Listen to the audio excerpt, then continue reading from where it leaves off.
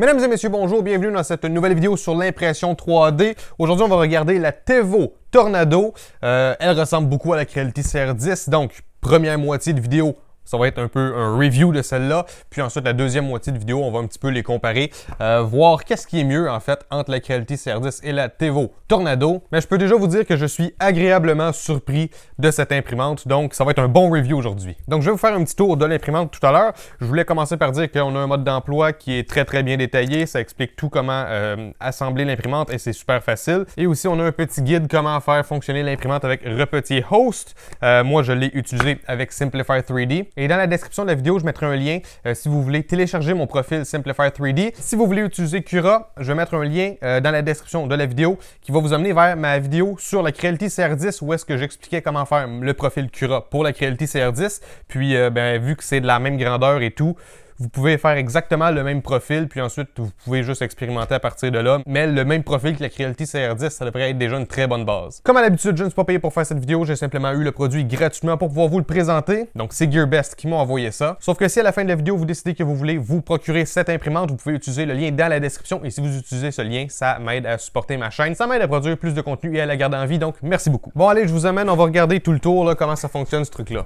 OK, alors on a le boîtier de contrôle. De ce côté-là, on a un petit port USB si on veut contrôler l'imprimante en USB.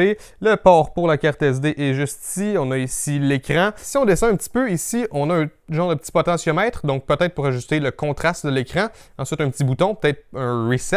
Ça, c'est pour le petit haut-parleur. Ici, on a donc le bouton de contrôle qui est cliquable pour naviguer dans les menus. Côté ventilation, on a un ventilateur ici et on a un ventilateur qui est là, puis ça va prendre l'air et ça va l'envoyer comme ça. Donc, on devrait avoir une bonne circulation d'air à l'intérieur. Maintenant, si on regarde plus là, le châssis lui-même, on a donc un plateau chauffant, donc c'est du 300 par 300 par 400 de haut. C'est identique à la Creality CR10. Juste en bas ici, on peut ajuster la courroie, donc on lousse les deux petites vis qui sont là et même chose de l'autre côté, puis ensuite on peut tirer sur ce morceau et ça va tendre la courroie. Donc comme d'habitude, il ne faut pas trop tendre la courroie, il faut la tendre là juste assez pour qu'il y ait un petit peu de tension, mais il ne faut pas l'étirer non plus. Ensuite, c'est comme la Creality CR10, on peut dévisser ces trucs-là, puis ensuite tirer ici et on va ajuster cette courroie-là. Point de vue assemblage, c'était pas vraiment compliqué non plus, on avait trois morceaux. On avait la base, on avait le châssis et on avait la boîte de contrôle. Et tout ce qu'on fait, on prend le châssis, on le dépose sur la base. On a deux vis à faire rentrer en dessous de chaque côté et ensuite on a cette genre de petite plaquette à visser sur le côté, un genre de T à l'envers et c'est la même chose de l'autre côté sauf qu'en plus on a une petite limit switch. Donc c'est rien de très compliqué, vraiment super simple, là, 5 minutes là, puis c'est tout assemblé. Ensuite côté branchement, c'est super facile aussi. Donc on a ces câbles là, donc avec des connecteurs super solides en métal, ça se visse et on peut pas se mélanger entre les deux, ils n'ont pas le même nombre de pins et l'orientation aussi, on peut pas se mélanger, vous inquiétez pas. Ensuite, pour les autres fils, c'est super bien identifié toujours. Donc, moteur E, ça veut dire moteur extrudeur. Donc, ça, c'est le moteur de l'extrudeur. Donc, ça, c'est tout comme d'habitude. Super simple. J'ai pas eu de mésaventure ou quoi que ce soit. Encore une fois, comme la Creality CR10, pour l'ajustement des roulettes, d'un côté, on a des petits spacers en métal. Mais si je regarde la roulette de l'autre côté, j'ai ici une excentrique. Et quand je la tourne, ça va en quelque sorte changer le centre de la roulette. Puis, ça va soit la tasser un petit peu à droite, un petit peu à gauche. Donc, on va s'assurer que ce soit juste assez serré pour pas que les roulettes soient toutes lousses, mais que ce soit assez serré pour que l'axe reste solide. Et en fait, à chaque place où on a des roulettes comme ça, donc même sur le chariot ici, c'est la roulette en dessous qu'on peut ajuster, et même le plateau chauffant comme tel, en dessous, on a des excentriques aussi, donc pour que tous nos axes soient ajustés et que ça ne fasse pas comme cette imprimante ici. Donc celle-là, on n'a absolument aucun ajustement, vous voyez, ça c'est un spacer en plastique, et de ce côté-là aussi, aucun ajustement possible, et ça fait que tout est lousse. Absolument tout est lousse sur cette imprimante-là. Et ça, c'est quelque chose qu'on veut vraiment éviter. Donc, sur cette imprimante qui ressemble beaucoup à la Creality CR10, on ne perd pas les éléments qui font que la Creality CR10 est une bonne imprimante. Bon, on va revenir à mes impressions tout à l'heure. On va regarder autre chose avant. Là, maintenant, je vais parler du plateau chauffant. Donc, j'ai deux choses à vous raconter là-dessus. Premièrement, la surface du dessus, elle n'est pas en vitre comme sur la Creality CR10 que vous voyez là-bas. Ça, c'est de la vitre. Mais en fait, ça ici, cette pièce-là, j'ai l'impression que c'est de la vitre, mais par-dessus, on a un genre de petit collant et il nous en donne aussi un deuxième, le truc rouge qui est là-bas. Bon, vous voyez le genre de papier rouge, c'est un collant qui est identique à celui-là, mais juste rouge. Puis c'est une surface que le plastique colle bien dessus, mais il se décolle bien aussi lorsqu'il faut décoller les pièces, donc c'est super cool. Puis ce que j'aime de ce plateau chauffant, c'est que contrairement à la vitre de la Creality CR10 qui est un petit peu plus élevée sur le dessus que sur les côtés, ou le contraire, qui est un petit peu plus élevée sur les côtés qu'au milieu, parce que c'est une pièce de vitre qui est un peu plus cheap, là-dessus, vraiment là, c'est égal de tous les côtés, du moins sur mon exemplaire à moi. Donc pour la Creality CR10, la solution à ça, c'est tout simplement d'aller chez Ikea et acheter un morceau de vitre qui est de la bonne grandeur. Mais bref, les vitres de Chine, ça arrive qu'elles sont pas exactement à plat, il y a toujours une petite dénivellation au milieu. Avec celle-là, aucun problème. Et j'ai l'impression que si on décolle ça, regardez, ça a l'air de quoi? Ça semble être de la vitre, ça, en dessous, donc voilà. Si vous voulez imprimer directement sur de la vitre, je suppose que vous pouvez enlever ce papier-là, ou sinon, juste rajouter une vitre dessus, puis ensuite avec des petites clips. Pareil comme sur la Creality CR10, là, les petites clips qu'on a mis juste là. Donc probablement que vous pourriez faire ça si vous ne voulez pas imprimer directement sur la vitre ici. Vous pouvez juste rajouter une vitre par-dessus, mais vous allez devoir réajuster le plateau bien sûr là, avec les petites vis en dessous. Les ressorts sont très solides, donc ça fait que les ajustements se font bien. C'est pas tout mou comme celle qui est juste là, la Tronxy X3S. Puis aussi, la plaque de métal en dessous, elle est très épaisse. Donc, vous voyez, quand je fais ça comme ça bouge pas beaucoup. C'est excellent, c'est très bien. Là, je force quand même là, quand je fais ça. Truc intéressant sur le plateau chauffant, c'est un truc très intéressant sur le plateau chauffant, c'est que comme la Tevo Little Monster que vous voyez juste ici, le plateau chauffant, il n'est pas chauffé en 12 volts. Il est chauffé avec le secteur. Donc, moi ici, je suis en 110-120 volts au Canada. Ça fait que mon plateau chauffant se réchauffe en 110 ou 120 volts. Donc, ça fait que le plateau chauffant, il chauffe super vite. Il chauffe beaucoup plus vite que la Creality CR10 qui, elle, passe à travers un MOSFET puis ça chauffe en 12 volts. Une chance qu'elle a un MOSFET parce que celle-là, elle n'en a pas et elle chauffe maximum 40 degrés en genre 20 minutes. Celle-ci, elle arrive à atteindre 60 degrés en peut-être 4-5 minutes et celle-ci, elle arrive à atteindre 60 degrés en 1 ou 2 minutes. Honnêtement, c'est significatif. Autre fait intéressant, c'est qu'en dessous, ils ont isolé la partie chauffante du plateau, qui ne fait pas exactement la grandeur du plateau, ça arrête un petit peu avant, mais bref, tout le centre ici devient chaud super vite, puis ensuite la chaleur se propage dans le reste. Mais vous voyez que c'est isolé, donc ça fait que le plateau, il va pas perdre tant de chaleur à cause de l'air en dessous. La chaleur va vraiment être concentrée à aller sur le dessus. Ensuite, ici, là, les engrenages de l'extrudeur qui sont branchés sur le moteur de l'extrudeur. C'est, je pense, la réplique de l'extrudeur Titan. Si je ne me trompe pas, c'est la même chose que la Tevo Little Monster. Puis ça fonctionne assez bien. On a un petit engrenage ici qu'on peut faire tourner pour faire bouger le filament. On a ici la petite pince pour rentrer et sortir du filament. Puis voilà, ça fonctionne bien. J'ai pas grand-chose à dire là-dessus. Ensuite, ici, on a le ventilateur qui refroidit l'extrudeur et on a le petit ventilateur qui va refroidir notre plastique en dessous. Et comme sur la Creality CR10, je vous conseille de télécharger sur Thingiverse et je mettrai le lien dans la description, ce petit fan duct qui va mieux guider l'air sur le plastique que celui qui vient avec l'imprimante. C'est la même chose qu'avec la Creality CR10. Donc la pièce, elle est presque identique, mais l'angle n'est pas pareil, puis voilà, ça aide mieux à envoyer l'air à la bonne place. Il y a deux choses, je pense, que je trouve que c'est un petit peu dommage de cette imprimante. Premièrement, il n'y a pas de support à filament qui vient avec, donc il a fallu que j'imprime celui-là, puis que je l'installe en arrière comme ça, et ça fonctionne bien, mais je sais pas qu'est-ce qui les a empêchés de juste faire deux trous ici, puis de mettre le support juste là,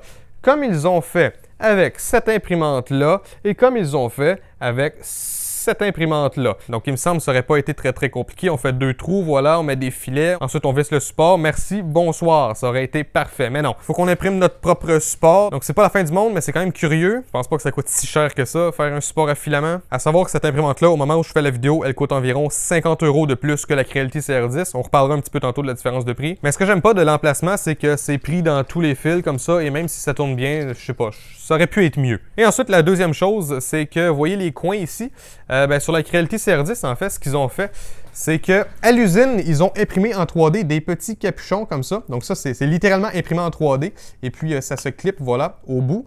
Puis, ça fait qu'on peut pas se couper sur ce truc-là.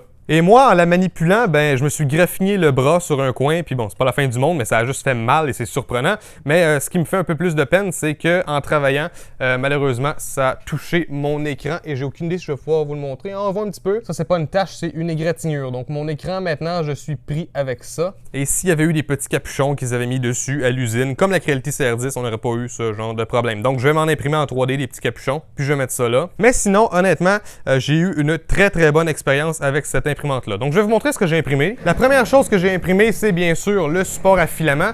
Et bon, là, j'ai expérimenté avec des paramètres. Bien sûr, c'est la première fois que j'imprimais de quoi avec. Et malheureusement, j'ai eu des problèmes là avec l'adhésion des couches. Donc, vous voyez, ça craque un peu. Donc, ce truc-là, il est pas très solide. Ça me fait peur un petit peu. Mais après avoir imprimé ça, bien sûr, j'ai corrigé ces paramètres-là. Ensuite, j'ai imprimé le fameux Benchy Boat, donc le petit bateau pour faire des benchmarks. Et vous pouvez voir que ça a très bien imprimé. Je vais essayer de vous le montrer là de plus près. Voilà, je pense qu'on voit assez bien. J'espère que vous voyez bien les détails. Il y a eu un petit changement de couleur ici. On voit que c'est comme un petit peu plus foncé en haut. Je ne sais pas exactement qu'est-ce qui a causé ça, mais la qualité du bateau comme tel, même la qualité de la première layer, regardez ça. C'est quand même vraiment très bien. Là, j'essaie encore de vous montrer là, les détails. C'est imprimé en 0,2 mm de résolution. L'imprimante peut aller jusqu'à 0,05. Donc voilà, c'est littéralement un de mes plus beaux Benchy. Si on regarde à côté celui de la CR10, c'est très semblable. Même qu'avec la CR10, j'ai eu un petit peu plus là, les genres de petites bavures sur les périmètres. Là. Il y en a eu un petit peu plus que la Tevo Tornado. Ça, c'est probablement une question de paramètres par contre. Et ça fait très longtemps que j'ai imprimé ce Benchy-là. Donc mes paramètres ils ont beaucoup changé depuis. Mais bref, vous voyez que deux très beaux Benchy, c'est mes deux plus beaux jusqu'à ce jour. Bon, ensuite, je voulais faire partie de l'histoire. Donc, sur Thingiverse, il y a ce sifflet. Donc, c'est un sifflet fait pour siffler, n'est-ce pas? Puis, c'est la version 29, c'est la dernière version, celle qui est la meilleure. Puis, ça fait un peu partie de l'histoire de Thingiverse parce que ça fait super longtemps que c'est un truc qui est en développement. Puis, voilà. Et il y a la petite mention or dessus parce que c'est un projet que les développeurs de Thingiverse ont trouvé qui était intéressant, blablabla. Donc, laissez-moi vous faire une petite démonstration. Donc, je me souviens plus jusqu'à combien de décibels ça peut se rendre. Je sais pas ça va avoir l'air de quoi à la caméra, mais moi, honnêtement, quand je siffle le plus fort que je peux, ça me fait mal aux oreilles. Ah, ça fait tellement mal. Ensuite, un autre petit XYZ de cube, donc un petit cube de calibration. Et ça, je n'étais pas super satisfait de la layer du dessus. Donc après ça, j'en ai fabriqué deux autres, mais beaucoup moins épais. Puis voilà, j'ai une layer sur le dessus qui est beaucoup mieux maintenant. Et aussi, pour faire durer le plaisir, j'ai trouvé cette petite pince. Donc ça s'imprime en trois morceaux. On a le petit ressort, on a le morceau du haut de la pince, le morceau du dessus. Et ça fonctionne assez bien. Vous pouvez voir, ça fonctionne bien. Puis même côté qualité, là, voilà, c'est excellent. C'est vraiment, c'est très bien. Alors, comme vous pouvez le constater, j'ai pas grand-chose de négatif à dire sur cette imprimante-là. Comme je vous l'ai mentionné tantôt, elle coûte un petit peu plus cher que la Creality CR10. Donc là, qu'est-ce qui est mieux entre les deux? Est-ce que c'est mieux payer plus cher ou est-ce que c'est mieux d'y aller avec la Creality CR10? Ben, je vais essayer de vous éclairer un petit peu. Bon, j'ai approché la table pour qu'on puisse un petit peu mieux les voir une à côté de l'autre. Mais vous voyez que les deux, c'est définitivement la même plateforme. Les deux donnent de très bons résultats. Mais pourquoi est-ce qu'il y en a une qui est plus chère que l'autre? En tant que tel, côté qualité, je pense pas qu'il y en a une qui est meilleure que l'autre. Côté expérience d'utilisation, par contre, je pense que celle-là, elle est un petit peu mieux. Donc, comme je vous ai dit, le plateau chauffant, c'est super bien nivelé. Il est droit. Donc, ça, c'est excellent. Ça rend le plateau chauffant super facile à ajuster et ça fait que autant ici, si j'imprime quelque chose au milieu, que si j'imprime quelque chose ici, que si j'imprime quelque chose là, ça s'imprime toujours bien. Avec la petite surface en plastique qu'ils ont mis dessus, on n'a pas besoin de mettre de papier collant, on n'a pas besoin de mettre de colle, on n'a pas besoin de mettre de fixatif à cheveux, rien besoin de mettre, on imprime directement là-dessus. Sur la surface en vitre, par contre, dépendamment de ce que vous imprimez, bon, si vous imprimez un truc comme ça, par exemple, là, regardez la surface que ça donne imprimé sur de la vitre, c'est quand même très cool, c'est réfléchissant, comme ça, aucun sens, on voit même mes traces de doigts tellement c'est réfléchissant. C'est cool d'imprimer sur une surface en vitre parce que la première layer, elle est tellement cool, elle est brillante, c'est lisse, c'est super. Sauf que si vous imprimez des trucs qui sont pas larges comme ça, va falloir mettre quelque chose sur le plateau chauffant, on n'aura pas le choix, sinon ça va pas tenir parce que la vitre, elle agrippe absolument pas le plastique, donc il faut soit mettre du papier collant, soit mettre de la colle, soit mettre du fixatif pour cheveux. Ou sinon, moi je savais pas que j'allais avoir cette imprimante-là, donc j'ai commandé une surface très semblable à ça, donc un genre de petit plastique qu'on colle directement sur cette vitre-là. Puis quand ça va arriver, on va faire des tests, je vais vous en reparler. Mais bref, je vais pouvoir coller ce papier collant là-dessus. Puis c'est ça, c'est la même surface que ça à peu près. Et ça va me permettre de pouvoir imprimer sans avoir à mettre de papier collant ou quoi que ce soit. Et si jamais j'ai envie d'imprimer directement sur la vitre, ben c'est pas compliqué. Je vais juste avoir à enlever ces deux petites clips-là et les deux petites clips en arrière. Et ensuite, je vais pouvoir retourner la vitre de côté. Puis mon genre de collant, il va être rendu en dessous. Et je vais encore avoir la surface de vitre sur le dessus. Par contre, avant de faire ça, je risque d'essayer d'acheter une meilleure vitre que celle-là. Mais bref, c'est à considérer. Le fait que le plateau chauffant chauffe super vite comparé à la Creality CR10, je pense que déjà pour ça, le prix est déjà un peu plus justifié. Ça va nous donner une imprimante qui peut commencer à imprimer beaucoup plus rapidement. Le petit contrôleur ici, une des choses que j'aime le plus de cette imprimante en fait, c'est que quand ma buse, elle n'est pas en train de chauffer, il n'y a pas de bruit qui sort de là. Les deux ventilateurs sont éteints. La Creality CR10, elle, le ventilateur, il est toujours allumé et il est super bruyant. Donc, ça fait que c'est une imprimante qui est assez silencieuse à utiliser, du moins quand elle est en train de chauffer. Elle ne fait pas beaucoup de bruit. Tant aussi longtemps que la buse n'est pas en train de chauffer, donc le temps que le plateau chauffe, ça fait pas de bruit. Et ensuite, dès que ça finit d'imprimer, la buse, vu qu'elle arrête de chauffer, ce truc-là aussi, il arrête de chauffer. Après un certain temps, parce que bien sûr, il faut que ça continue de se refroidir, puis ensuite, quand c'est assez froid, bon, ça s'éteint, voilà. Mais j'ai l'impression que l'expérience utilisateur, elle est un peu meilleure avec cette imprimante-là. C'est comme celle-là, mais avec quelques petits produits de luxe qu'on ajoute dessus. Donc, est-ce que ça vaut la peine d'acheter celle-là, 50 € de plus que celle-là? Honnêtement, ça dépend de vous. C'est celle que j'ai le plus utilisée, elle est fiable et tout, je l'adore. Et celle-là aussi, je l'adore et elle est fiable aussi. Donc, la plus grande différence, je pense, c'est vraiment au niveau du plateau chauffant. Qu'est-ce que vous voulez avoir entre les deux? Parce que côté software et tout, ça revient au même, là. Pour l'ordinateur, c'est comme si c'était la même imprimante presque. Ensuite, bien sûr, ça dépend si vous voulez quelque chose de vert ou quelque chose de bleu, si jamais c'est un argument pour vous, voilà. Donc, au final, ça dépend vraiment c'est quoi votre budget, c'est quoi l'expérience que vous voulez avoir. Si vous, le plateau chauffant en vitre de la Creality CR10, ça vous va, voilà, pas de problème, allez-y avec ça. Personnellement, moi, je préfère le plateau chauffant de la Tevo. C'est juste dommage qu'il n'y ait pas un vrai support à filament sur cette imprimante-là. C'est tellement bizarre. Mais pas mal tout le reste est excellent. Il n'y a pas beaucoup de différence entre les deux. Donc, avec tout ce que je vous ai expliqué dans la vidéo, ça va vraiment être à vous de voir si vous voulez payer un petit peu plus pour avoir les quelques features que la Tornado a de plus, ou si vous préférez juste y aller avec la Creality CR10. Donc j'espère que ça va vous avoir aidé un petit peu à clarifier cette question. Qu'est-ce qui est meilleur entre les deux? Est-ce qu'il y en a une qui vaut plus la peine que l'autre? Les deux valent la peine honnêtement. Donc, si vous avez aimé cette vidéo, si ça vous a aidé, n'hésitez pas à laisser un j'aime et à commenter. Si vous avez plus de questions, n'hésitez pas à les laisser dans les commentaires ou venez m'écrire sur ma page Facebook, le lien est dans la description. Donc je réponds assez rapidement. Aussi, si vous voulez me suivre sur Instagram, je vous invite, ça m'arrive souvent de poster dans ma story, genre quand je suis en train de filmer, des trucs du genre, quand je suis en train d'imprimer en 3D, je filme souvent des trucs. Donc ça peut être intéressant des fois si vous voulez voir ce que je suis en train de faire. Donc n'hésitez pas à me rejoindre sur tous les réseaux sociaux, YouTube, Facebook, Twitter, Google+, Instagram, et moi je vous revois une prochaine fois dans une autre vidéo. Ciao tout le monde!